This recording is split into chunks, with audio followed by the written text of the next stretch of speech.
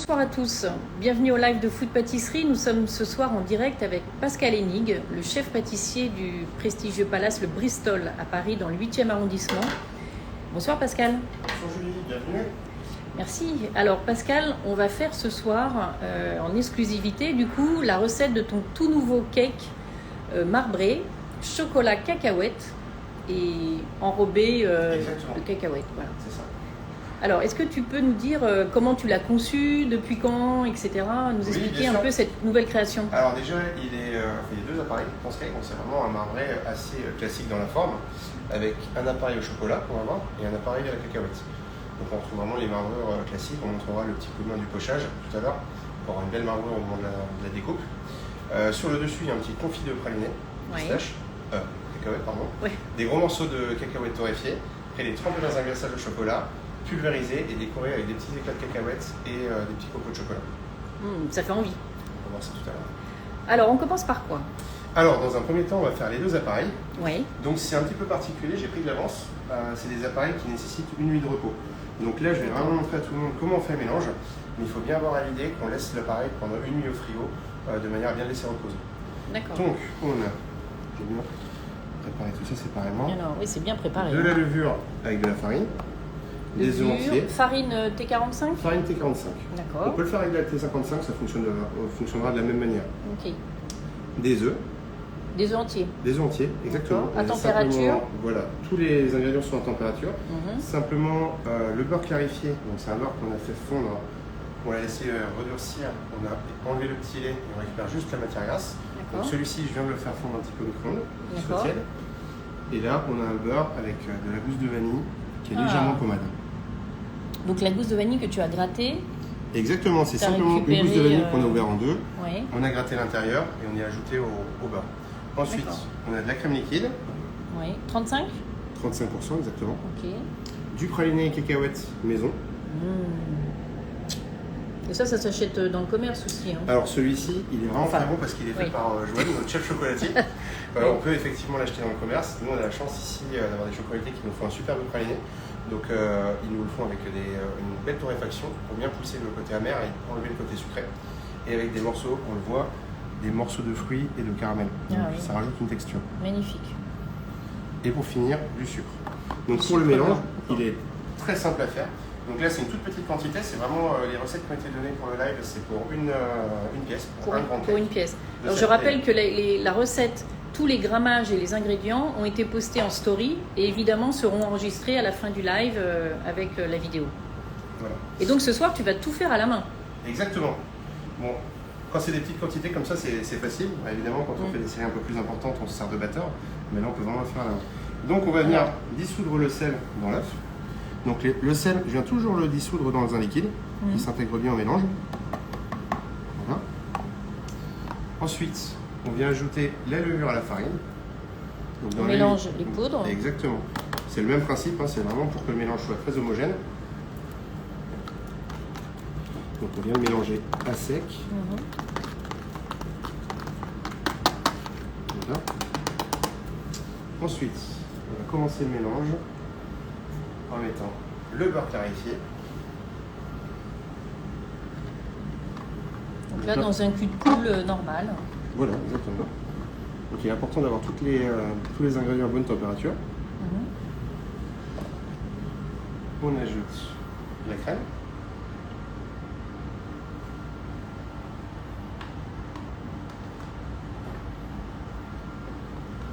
On fait attention à bien corner quand on a des petites quantités pour ne pas fausser la recette.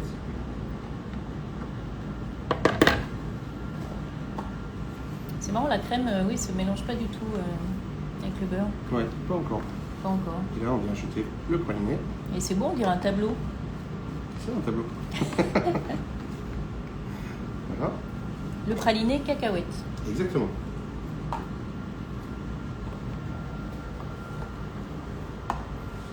Donc là, voilà, on vient mélanger tout ça. D'accord, donc là, on mélange doucement. On mélange tout doucement. Au besoin, on peut tirer un petit peu au micro-ondes. Ah oui? Oui. Donc c'est bien parce que c'est vraiment une recette de cake marbré qu'on peut faire à la maison. Exactement. Donc c'est vraiment bien de venir le tiédir un petit peu au micro-ondes, comme ça le praliné sera mouillé un petit peu et se mélangera mieux avec les autres ingrédients. D'accord. Juste voilà, quelques secondes.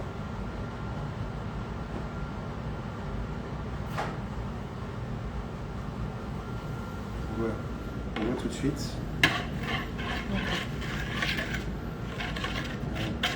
On voit qu'il se sépare déjà plus facilement dans la crème et le beurre clarifié.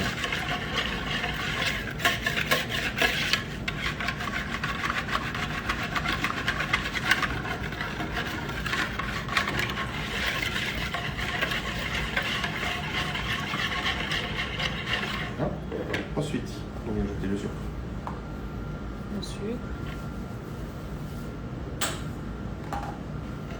Alors, quelqu'un demande si on est obligé d'avoir ce côté amer pour, dans le praliné cacahuète. Alors, pas forcément. En fait, c'est vraiment une question d'équilibre qui est un peu propre à chacun. Mais disons que quand on fait un praliné, plus on va sucrer, plus on va pousser le sucre en coloration, plus on va venir sur l'amertume. Après, ça dépend vraiment, j'explique tout le temps, ça dépend de l'utilisation qu'on en fait. Là, en l'occurrence, on va rajouter du sucre, il va y avoir un marbrage, il va y avoir le chocolat sur le dessus. Il y a quand même beaucoup de choses qui vont amener du sucre. Donc, tout ça va venir s'équilibrer au moment de la dégustation de l'ensemble. D'accord. Après, c'est vraiment une question de dosage. Si la personne n'aime pas l'amertume, bah, simplement, il suffit de mettre moins de coloration.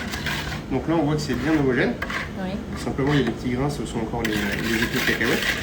Et alors justement, il y a quelqu'un qui fait apparemment des pralinés cacahuètes, mais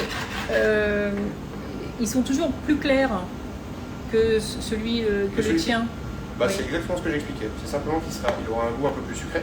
Pas forcément, c'est pas forcément moins bon ou meilleur, c'est simplement. Mais t'as rien mis de plus que des cacahuètes? Ah non, non, pas du tout. C'est vraiment du sucre. Alors, il y a simplement du sucre et des cacahuètes. Sucre et Donc, cacahuètes. là, je rajoute le beurre et la vanille.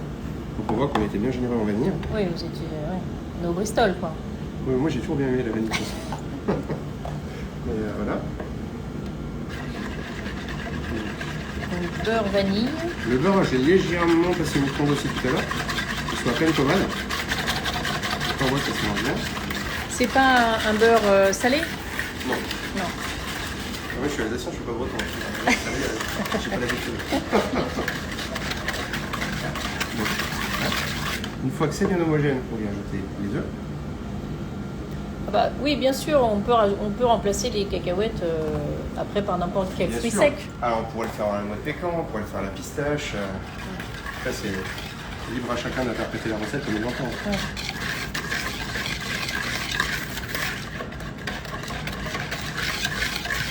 Une fois que c'est bien homogène, je rajoute la farine avec la levure chimique. La levure, d'accord. Ah, tu mets tout d'un coup. Tout d'un coup. J'ai juste tamisé au préalable pour éviter d'avoir des À grains. toujours tamiser Ça, les c'est poudres. super important. C'est hyper important. Ouais. Ça, souvent, on n'y pense pas parce qu'on est un peu feignant quand même. Mais ça change tout. Comme toujours, sortir les œufs à température. Exactement.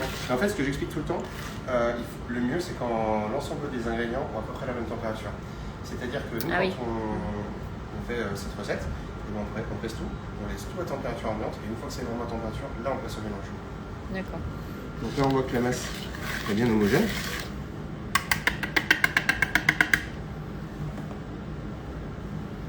Je mets un petit coup de maryse pour être sûr de ne pas avoir aucun grumeau, quoi que ce soit. Donc là, on voit que Ouais, c'est bien lisse, hein. le Vous mélange voyez, bien sans lisse, robot, bien juste à homogène. la main, c'est incroyable. Hein. Donc, voilà. Magnifique.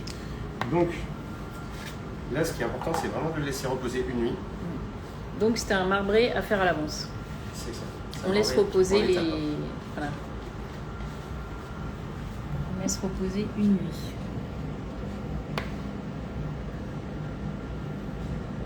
On laisse reposer au frais, au réfrigérateur? Ouais, exactement. Voilà.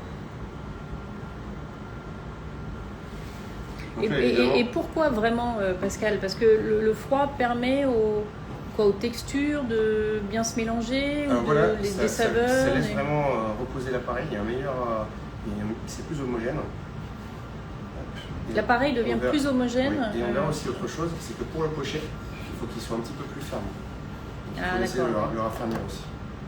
Ah oui, pour que du coup le marbré, enfin que les deux appareils se mélangent bien. Ça va revenir, voilà, exactement. Voilà, d'accord. Donc là, on va passer la version. Bon, là, on n'a pas le droit de mettre le doigt. Hein. Si, on dira pas. Alors, la version chocolat. Alors, du coup, c'est les mêmes ingrédients? Alors, c'est pas tout à fait les mêmes ingrédients. Ah. Il y a un dosage qui est un petit peu différent.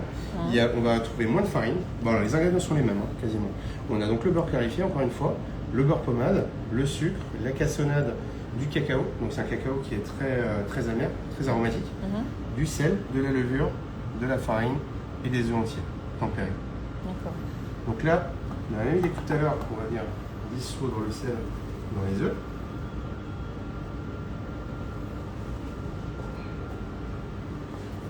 La levure. Oui, d'ailleurs, quelqu'un demande, la levure chimique, du coup, elle va pas perdre son effet en étant... Pas du tout. Non, en fait, la levure chimique, c'est pas vivant comme le serait la levure boulangère.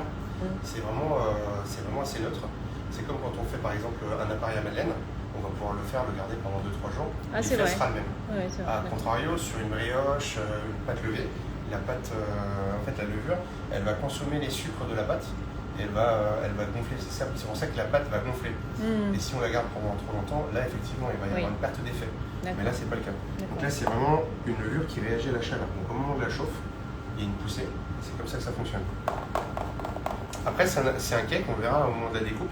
Le but c'est pas d'avoir une mie qui soit très alvéolée, c'est vraiment d'avoir un cake qui garde sa densité, quelque chose qui soit vraiment très génial, très onctueux en bouche.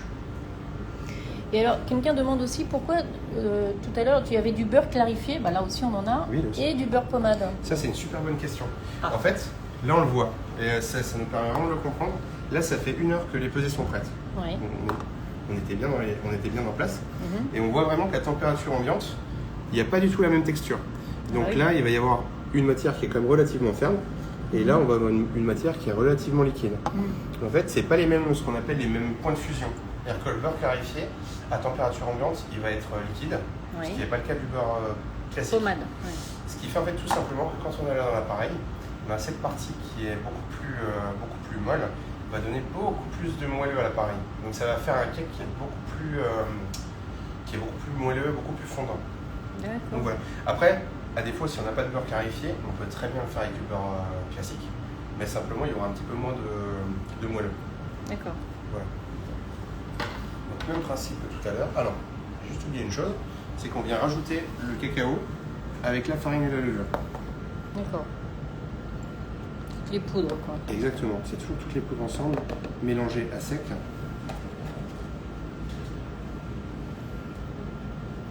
Mais le beurre, en revanche, c'est les mêmes beurres. Hein. Comment ça? Enfin, beurre clarifié et beurre pommade. Enfin, tu as utilisé à la base le. Oui, même la base beurre. c'est la même chose, c'est simplement que le beurre clarifié, on a enlevé la partie du petit lait. Oui.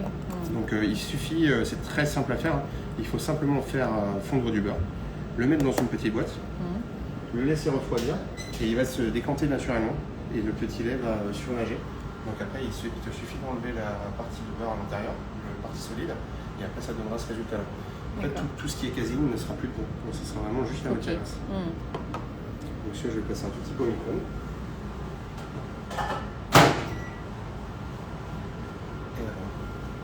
Donc, on a la réponse pour le beurre clarifié. J'espère que c'est assez clair. C'est vrai que nous, on avait l'habitude, mais c'était une très bonne question. Alors, donc, comme tout à l'heure, on verse même principe. Le beurre clarifié. Il faut le chauffer à quelle température? Alors là, le beurre clarifié, la température ambiante. Donc là, il doit faire. Non, mais quand tu l'as chauffé tout à l'heure, enfin pour le clarifier. Ah, pour le clarifier, il faut juste qu'il soit fondu. Donc la température, je ne saurais pas te la donner, mais vraiment, je sais pas, ça doit être 50, 60 degrés. Il faut juste vraiment qu'il soit bien fondu. Après, on débarrasse, on laisse refroidir. Il se décante automatiquement. Et après, on a le beurre clarifié. D'accord.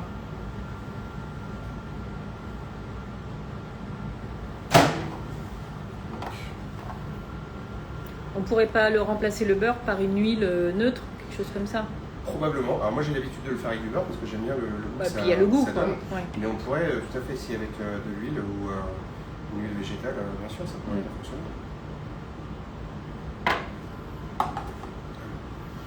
Ensuite, donc là on a notre sucre, les œufs, on va ajouter le beurre pommade.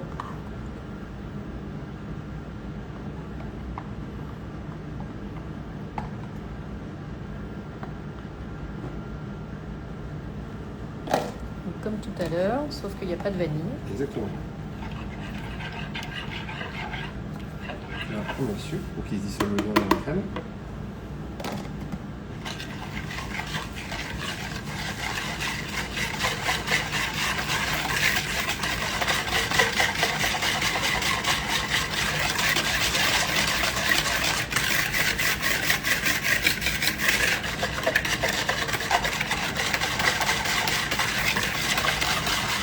Et tu l'as mis au point quand ce nouveau cake? Bah alors en fait en arrivant, moi j'en avais déjà fait d'autres auparavant.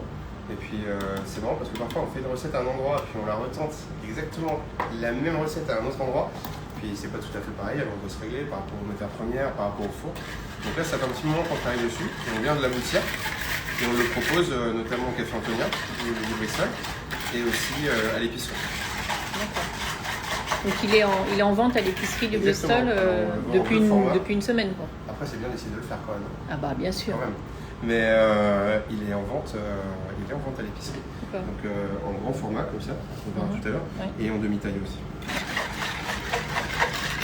Là on fait c'est des quantités pour un cake. Là c'est vraiment les quantités. Un cake, regardez le moule, il est comme ça, donc c'est suite.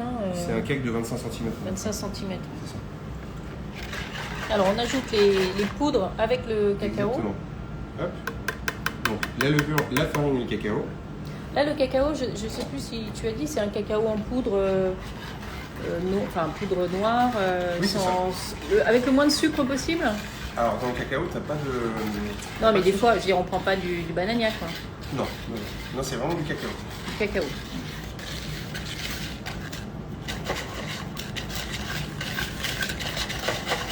Un bon cacao en poudre. Exactement.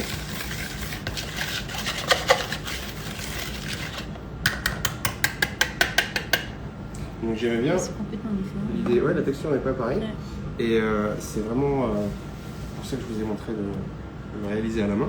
Parce que souvent on me dit ah mais non, à la maison j'ai pas de batteur, j'ai pas le matériel qu'il faut. Alors que là vraiment il faut pas grand chose.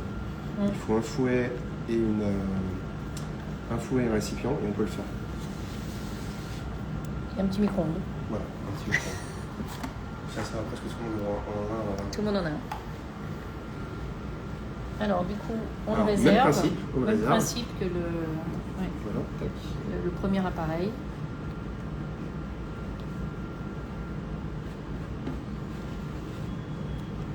Donc pour ceux qui nous rejoignent, nous sommes en direct des cuisines du Bristol à Paris avec le chef Pascal Hennig, chef pâtissier, qui est arrivé au Bristol depuis le printemps dernier, Pascal. Hein, c'est ça, voilà. C'est tellement vite. Et oui, ça passe vite. Et qui dévoile pour nous ce soir une recette parfaite pour faire à la maison. C'est la recette de son nouveau cake marbré. Évidemment, c'est un cake de palace, donc vous allez pouvoir épater tout le monde. Et tous les ingrédients, tous les grammages vous ont été postés dans la story Food Pâtisserie et on va enregistrer le live et vous aurez toutes les infos ensuite. Ah, est-ce qu'on filme au contact pour les mettre au frais? Très bonne question, encore une fois. Très bonne question. Mais on a des très bons auditeurs ce soir qui posent des questions très intelligentes. C'est super important. Alors, soit on filme au contact, soit on ferme la boîte hermétiquement. Mais effectivement, si on laisse l'appareil comme ça au frigo, il va y avoir une pellicule qui va se former dessus, ça va sécher et là, ça va être embêtant pour le montage. Donc, le mieux, c'est de tout de suite le mettre en contact et de le ranger. Ou alors, mieux encore, si vraiment on est chaud et qu'on est organisé, on peut tout de suite le mettre en poche. Ah. Comme ça, on le met en poche, on le laisse au frigo, et le lendemain, parfait, on a juste à faire le montage. C'est encore une solution. Super. Donc là, je vais le mettre de côté. Ouais. Et là, on arrive une nuit plus tard. Et donc là, c'est le lendemain. Là, c'est le lendemain. Donc, on a des belles poches. On a les appareils. Super. Ça aurait fait un live de 12-13 heures, ça aurait été un peu long, je pense. Un marathon. Donc là, on va passer une étape qui est importante pour le dressage. C'est que moi, par exemple, j'ai le souvenir de ma maman quand elle faisait des cakes marbrés. C'était une cuillère d'appareil vanille, une cuillère de chocolat, un petit coup de fourchette là-dedans, et puis à la fin, la marbrée n'était plus trop existante. Donc c'était plus vraiment un marbré. Donc là, on va passer vraiment sur une méthode qui permet d'avoir un bon relief à l'intérieur. D'accord. Donc, on prend nos deux poches. On va venir couper juste l'extrémité. Donc il n'y a pas nécessité d'avoir une douille. On peut, mais c'est pas nécessaire. Moi je le fais sans. Alors ce qui est important, quand on va faire le montage, c'est surtout important pour nous parce que quand on les fait en grosse quantité. Donc on va pas juste en faire un, on va faire 15, 20 cakes, peut-être un peu plus. Donc il est important d'être bien régulier entre la proportion de l'appareil chocolat et l'appareil cacahuète. Parce que là, comme on peut voir, c'est vraiment calculé pour qu'il y ait 50-50. Oui. Il ne faut pas qu'on se retrouve avec 80% de vanille ou de cacahuète, 20% Oui, de chocolat. oui. Il faut vraiment trouver l'équilibre. Et là, en fait, un petit moyen très simple, un petit moyen facile à retenir pour un beau dressage, c'est la technique, on appelle ça un M et un W.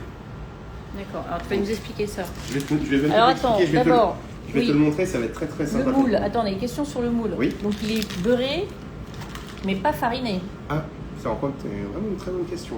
Ils sont très très attentifs. En fait, il est simplement beurré et fariné. Ah, il est beurré, ah oui, voilà, je fais un gros plan. Ah, voilà. mais fariné seulement sur les côtés. Non, non. Ah, au fond aussi. également. D'accord, ouais, légèrement. Oui, c'est ça.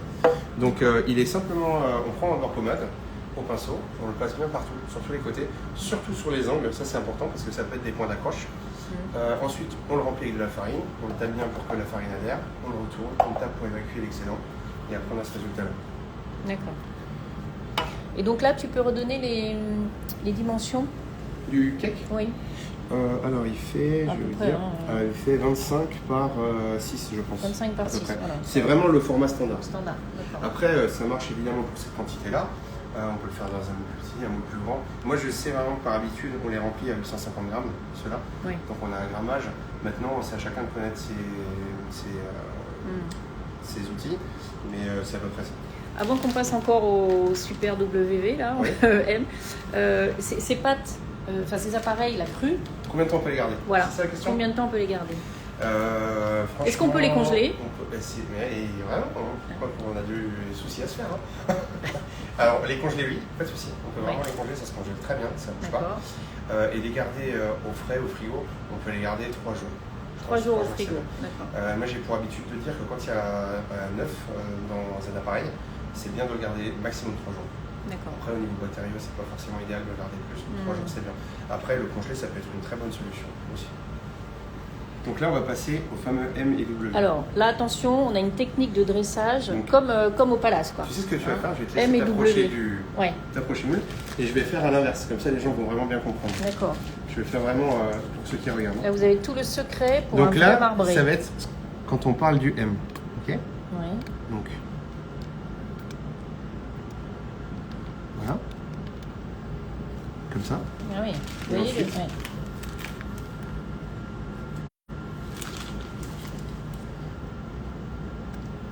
Et là, on sera sur le W. Ok? Voilà. Et Ah c'est tout. d'accord, vous avez vu, donc c'est tout un simplement ça M l'idée. et un W. Exactement. Et après. Et on répète à chaque Et fois. après, exactement. Et après, on répète l'opération. Voilà. Et là, on est sûr d'avoir un beau marbrage à l'intérieur. Alors, c'est super rigolo de le faire sur un. C'est un peu moins quand il y en a 60 à faire. C'est ça. Mais c'est vraiment le secret pour avoir un beau résultat. Et aussi d'avoir une belle répartition entre le chocolat et la cacahuète. Alors les gens demandent, est-ce qu'on peut mettre du papier sulfurisé dans le moule? Alors on peut le faire. Moi, à titre perso, j'ai toujours fait ça sur un moule en fer blanc, simplement engraissé et légèrement fariné. Et ça marche très bien. Après, on peut le faire avec un papier, pas de souci. Est-ce qu'on peut mettre aussi, quelqu'un demande un spray, oui, les de sprays. démoulage. Bon, alors, faut essayer. C'est Moi, chimique, ça, non moi, je préfère avec du beurre, tout simplement. Bah oui. Moi, je suis pas trop fan en fait des agents de démoulage parce qu'il y a souvent de l'huile de silicone dedans. De l'huile de silicone? Ouais, il y a souvent du silicone en fait à l'intérieur. Ah. Alors que dans du beurre, il y a juste du beurre. À bon entendeur. Voilà, c'est ça. Et donc là, on répète combien de fois l'opération? Enfin, jusqu'en haut, quoi. Alors, pas jusqu'en haut. Ah, pas on va jusqu'en laisser. haut. Après, voilà. Nous, on sait que pour cette quantité-là, on est à peu près aux alentours des 850 grammes. Donc, c'est à peu près les 2 tiers du moule. 2 tiers du moule. Ouais. D'accord. Mais tu vois, l'idée du M et du W, c'est vraiment pas mal Ah ouais, tu vois, ouais. pour avoir une belle marbrure. Et c'est un bon moyen mémotechnique pour s'en souvenir.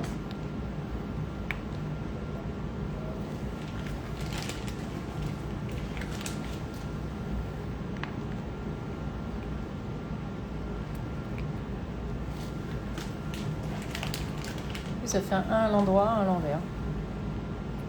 Ah oui, quelqu'un demandait aussi, on revient sur le beurre clarifié. Oui. Est-ce qu'il faut le peser, quand on donne la quantité de beurre clarifié, il faut le peser avant ou après l'avoir clarifié? Après. Toujours après. Oui. Toujours après. Toujours après. D'accord.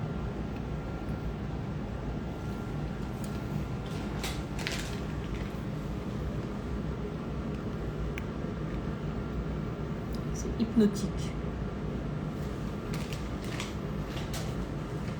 Donc là, on n'est pas loin de la quantité. Alors Pascal, donc avant de prendre les commandes de la pâtisserie au Bristol, tu étais au Burgundy, Exactement. hein, où tu as fait des très belles créations. Et avant, tu étais avec Maxime Frédéric, Alors, j'ai connu Maxime je au Georges crois, V. au Georges V. On n'a pas. Ah. Il était chef à l'époque de l'Oranger.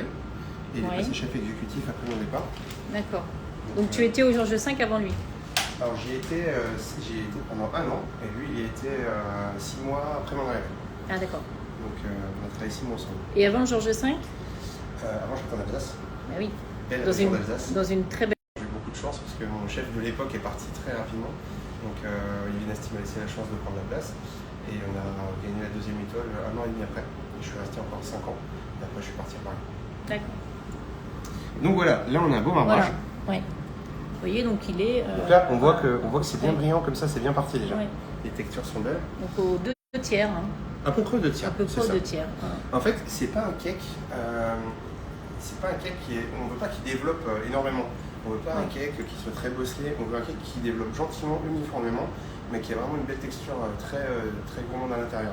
D'accord. Donc c'est pas, par exemple, on fait aussi un cake à cake à la vanille, où vraiment là on retrouve une belle bosse, c'est quelque chose avec beaucoup de volume à l'intérieur. Mais là l'approche est différente. Donc il y a une petite astuce aussi, c'est que là, lorsqu'on va faire le pochage en allant de gauche à droite et de droite à gauche, on va forcément avoir un peu plus d'appareil sur les extrémités qui sont là. Oui. Donc là simplement on vient faire ça. De chaque côté.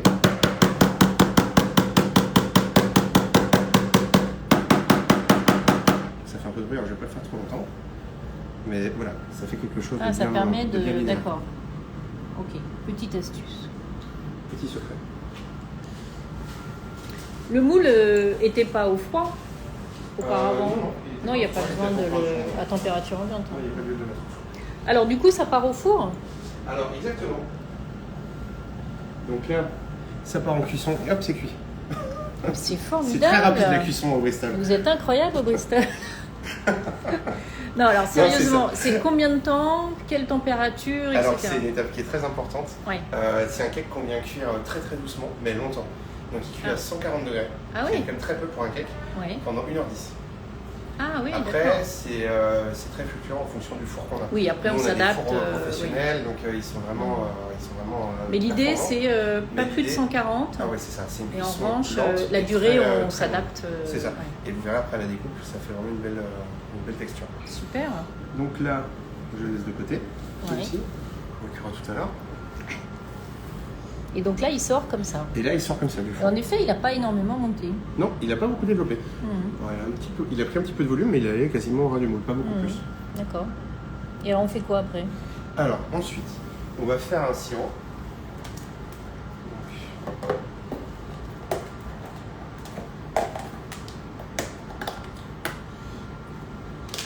Celui-ci, C'est plutôt un four statique, chaleur tournant à nous, c'est un chaleur tournante. Tournant, d'accord. Ah oui, tiens, tu fais pas souvent on fait un trait là au milieu, tu sais, pour donner une Non, forme, là, il n'y a pas etc. lieu de le faire. Il y a En fait, pas. quand tu fais le trait, c'est vraiment quand on dit, quand tu attends qu'il crache, quand tu veux un four quand tu veux un cake Oui. qui s'ouvre en deux et qui Oui, fait vraiment et une belle qui bosse. fait- oui. Ça peut être le cas sur les Mais cakes nous, on à la veut pas vanille qu'on ça. fait, mais nous, on veut vraiment quelque chose qui soit assez D'accord. uniforme. Alors, le sirop, je vais juste expliquer parce que c'est Oui. extrêmement simple à faire. On l'a Mhm. déjà fait, je vais expliquer pourquoi.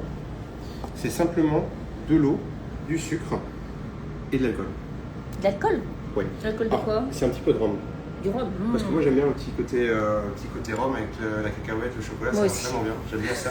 Donc ça c'est vraiment. Mais alors sympa. évidemment, on n'est pas obligé de mettre du rhum. Évidemment, c'est à consommer. On peut mettre de la vodka. Sinon c'est un cake à consommer avec modération. C'est ça. Donc non mais il y a vraiment très très peu de rhum. C'est vraiment Non, aromatique. mais ceux qui veulent pas, on n'en met pas. Évidemment, si on ne veut Voilà. pas en mettre, on n'en met pas. Mhm. Simplement pour le mélange, Oui. il suffit de faire bouillir l'eau, on y ajoute le sucre, Oui. on laisse refroidir, on ajoute le rhum et on obtient le sirop. Ah, on ajoute l'alcool si on veut en mettre une fois que c'est refroidi. C'est ça. Parce qu'en fait, quand on va le mettre à chaud, il y a beaucoup d'évaporation. Oui. Et donc c'est plus facile, enfin ça dénature moins l'alcool de le mettre à froid. Donc le petit sirop, tac, on rajoute l'alcool. Okay. Et voilà. Donc là, on l'a déjà fait. Oui.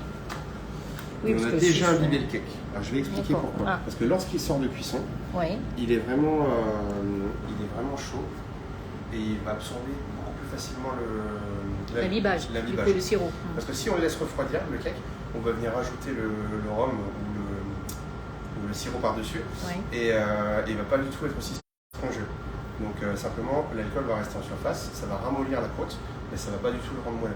Donc là, dès qu'il est sorti, au bout d'une heure 10 de cuisson, on a avec un petit pinceau et là, tac tac tac, on a mis du rhum. D'accord.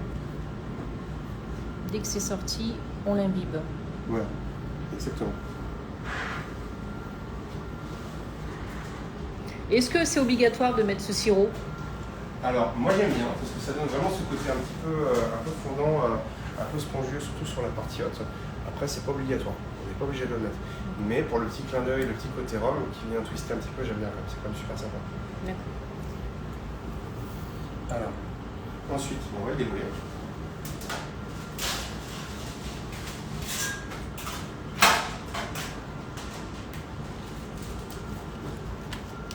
Le sirop, on avait donné aussi les grammages de sirop. C'est un temps pour temps tout est indiqué. Donc là, pour le démouler. Alors, petite astuce encore. Ce qui est bien, c'est de passer avec une pointe de couteau avant de le démouler. Donc là, j'ai déjà fait, je fais juste pour le montrer. Donc on vient bien aller jusqu'à l'angle et on passe sur tous les côtés. Tac, tac, tac. D'accord. Comme ça, on est sûr qu'il n'y a pas de point d'accroche. Je laisse finir, j'ai 30 secondes. Donc pour ceux qui nous rejoignent, nous sommes au Bristol avec le chef pâtissier Pascal Hennig qui réalise pour nous ce soir, comme à la maison, la nouvelle recette en exclusivité de son cake chocolat cacahuète, cake marbré. Et il nous a fait part d'une super technique pour réussir le beau marbrage. Nous allons enregistrer le live bien évidemment tout à l'heure. Vous aurez tous les ingrédients, les grammages, etc. Voilà. Ensuite, pour le démouler, simplement, on met bien la main dessous pour pas qu'il y ait de catastrophe. On le laisse descendre et normalement il va tout seul. Voilà. Magnifique. C'est pas très fragile de toute façon. Non, c'est surtout que je suis très délicat, c'est pour ça que je ne l'ai pas cassé. D'accord. Non, c'est pas très fragile. En fait, il y a une astuce, encore une fois. Il faut bien laisser refroidir au frigo. Parce que s'il sort du four et qu'on essaie de le démouler, là par contre, c'est fragile. C'est très fragile. Non, donc du coup, quand ça sort du four, on l'imbibe de sirop et ensuite on le met au frigo. Et on le laisse refroidir. Voilà, ok. Et une fois qu'il est froid, on peut facilement le. Là, effectivement, il est relativement ferme. Ensuite, on va mettre un confit praliné. Donc là, c'est un appareil que j'ai fait aussi en avance. On retrouve aussi la recette dans les ingrédients, tu as donné la recette. D'accord. C'est très très simple. C'est simplement de la crème qui est tiédie. On y ajoute un petit peu de masse de gélatine. Donc c'est de la gélatine. Et on rajoute un petit peu de praliné. On laisse prendre au frigo. Et après, ça fait un appareil. Voilà, c'est la texture d'une pâte à tartiner. D'accord? D'accord. Donc là, je vais en mettre un petit peu partout.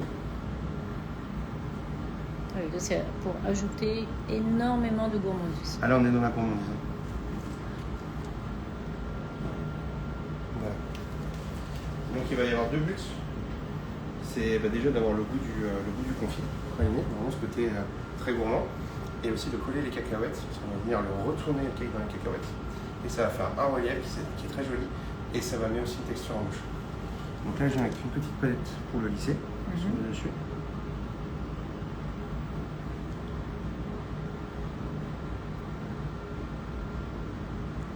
Alors ça, pareil, c'est des options, parce que j'imagine que déjà le cake marbré en dessous, il est très très bon. Ah oui, bien sûr. Tout seul, il est déjà très bon. Enfin, il est pas mal, je pense. Mais si on veut en faire... Mais vraiment, si on veut aller au bout des choses, c'est bien d'aller ajouter tout ça. Surtout pour les fêtes qui arrivent. Voilà, c'est vraiment... C'est une occasion de s'amuser avec les enfants aussi. C'est vraiment une recette qui est relativement simple à faire. Bah oui. Qui prend un petit peu de temps, mais qui est simple à faire.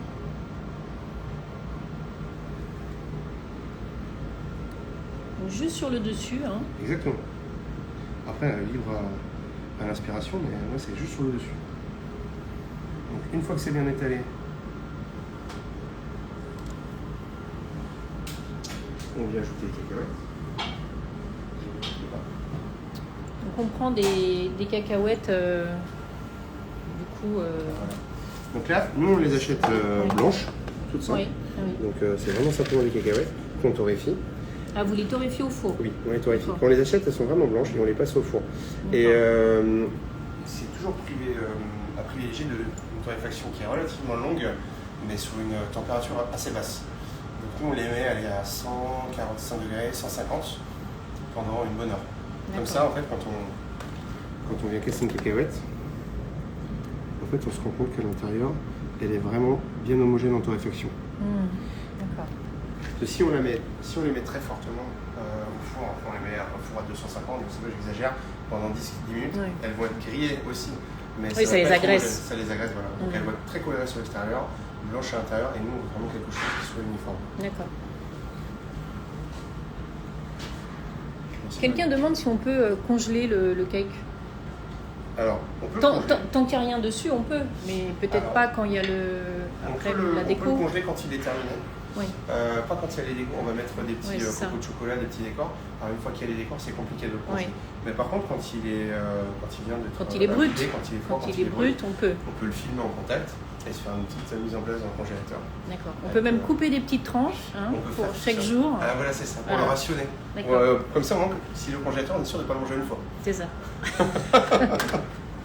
Donc là, on a les cacahuètes qui sont simplement torréfiées. Ok. Et là, je vais juste venir le retourner dans les cacahuètes. Ah oui, plonger quoi. Exactement. La tête la première.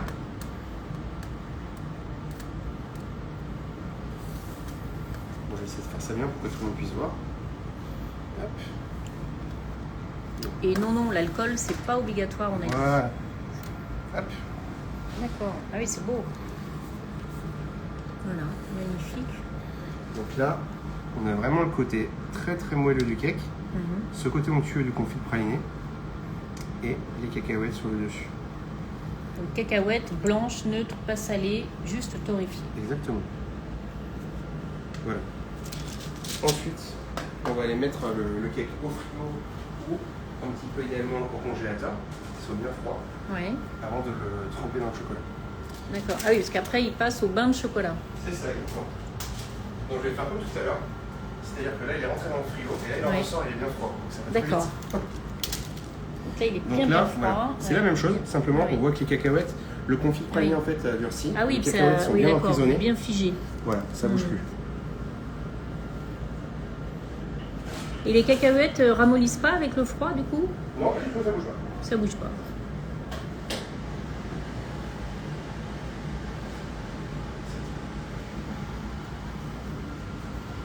Ah, voilà le bain de chocolat. Ah oui, ça va être de la bombe, les amis. Alors, ça, c'est quoi comme chocolat? Dis-nous. Alors, là, encore une fois, il y a la recette sur...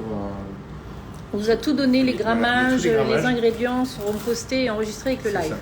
Alors, il y a un mélange de chocolat, de pâte à glacer et d'huile.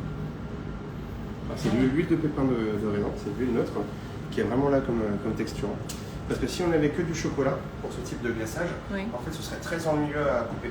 Parce que la couche du dessus serait tellement ferme qu'on ne pourrait pas venir couper le cake. Donc là, le but, en mettant un petit peu d'huile, c'est d'avoir quelque chose qui se coupe facilement au couteau. Ah, et du coup, on met de l'huile de noisette, tu disais? Alors, c'est de l'huile de pépin de raisin. Pardon, huile de pépin de raisin. C'est ce qui fait que c'est du coup souple et mou, quoi. Voilà, c'est ça. Et après, on ajoute aussi de la pâte à glacer. Donc, la pâte à glacer, c'est le même usage que le chocolat, mais simplement, on n'a pas à lui faire suivre une courbe de température. Donc, je ne sais pas si dans les personnes qui nous regardent, il y en a qui ont eu l'occasion de tester. Alors, nous, on a l'habitude de le faire, mais c'est quand même quelque chose qui est assez difficile à mettre en œuvre à la maison. Donc là, on a quelque chose qui va être beaucoup plus facile à reproduire. D'accord. Et là, donc, on a le glaçage.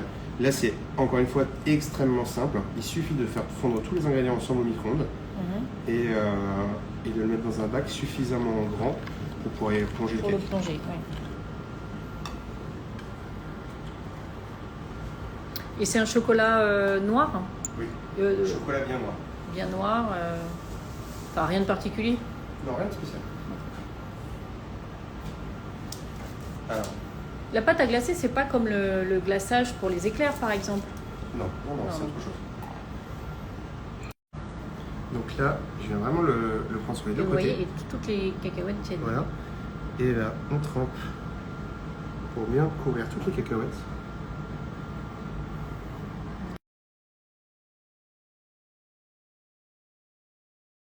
Tac.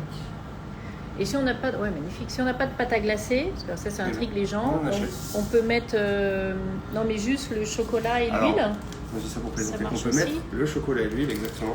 La seule différence, c'est encore une fois qu'il va falloir leur faire suivre une courbe de cristallisation. Et là, pour le coup, quand on est dans un laboratoire, ça va. Ouais, quand on est sur la table de sa cuisine, c'est moins grave. Donc là, on vient le tremper, voilà, que ce soit bien uniforme, une petite couleur qui est là, hop, bien uniforme partout. Et on le laisse refroidir. Magnifique.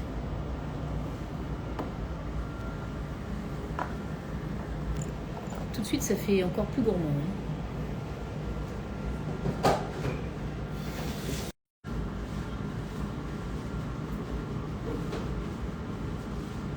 Et la pâte à glacer, on peut l'acheter. Ah oui, bien sûr, ça s'achète.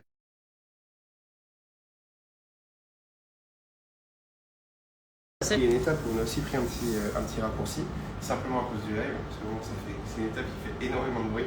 Oui. Mais en temps normal, ce qu'on fait, c'est qu'on prend ce cake, on le laisse un petit peu au frigo, ensuite on le remet dans le moule à cake. Donc simplement, je vais pas le faire, mais je vais simplement l'expliquer. On met une petite cale en bois au fond du moule, on vient poser le cake, en fait de manière à ce que le moule vienne cacher jusqu'à hauteur du trempage. D'accord. Ok.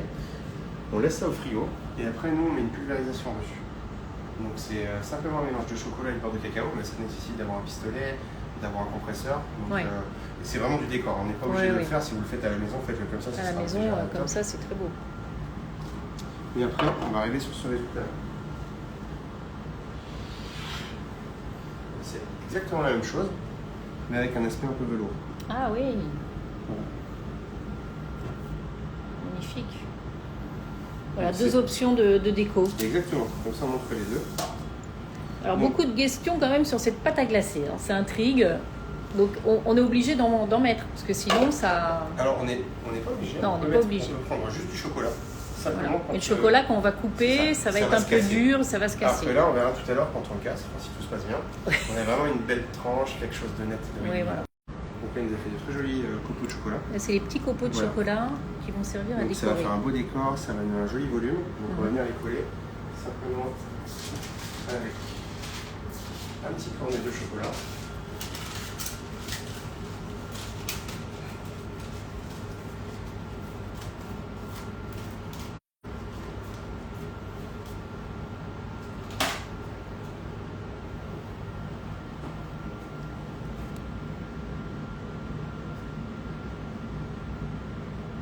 Donc là, on forme un petit cornet. Exactement.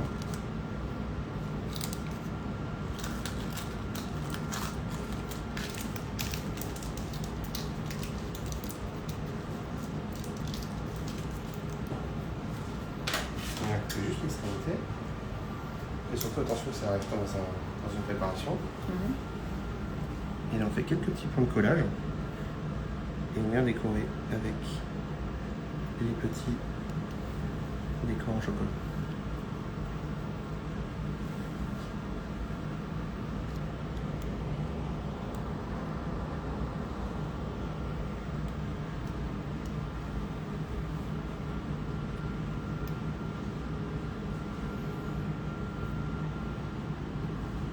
C'est vraiment les petites finitions, c'est là où on laisse libre cours à sa créativité, son inspiration. Voilà.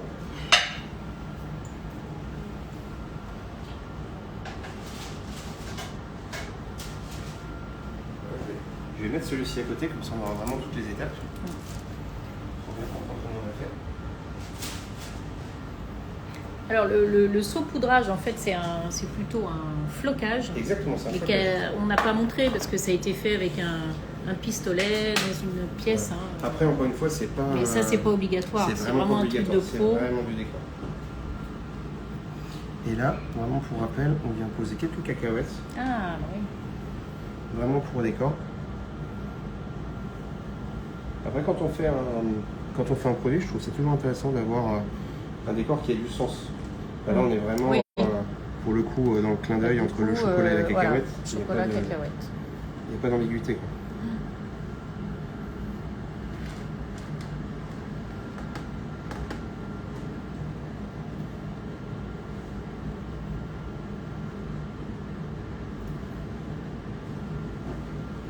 Vraiment magnifique.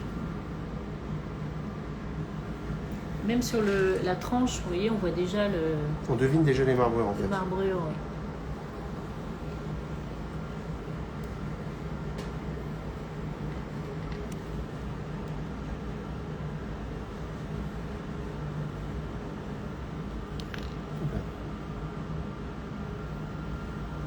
Alors quelqu'un demande si le cake a été mis dans le congélateur avant de le floquer. Non, simplement au frigo. Non, au frigo. Regardez cette merveille. Donc on a plusieurs versions en fait. On a une version même comme ça, hein, qui peut être tout simplement bonne à déguster aussi avec les cacahuètes comme ça. Pourquoi pas. Après vous avez la version enrobée de chocolat et la version floquée et décorée. C'est magnifique. Donc là, on va le couper pour voir la tranche.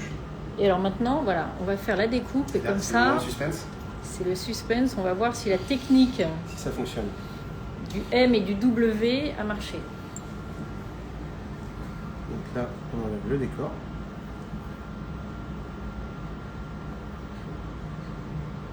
Et là, je viens couper d'abord avec un petit couteau à dents.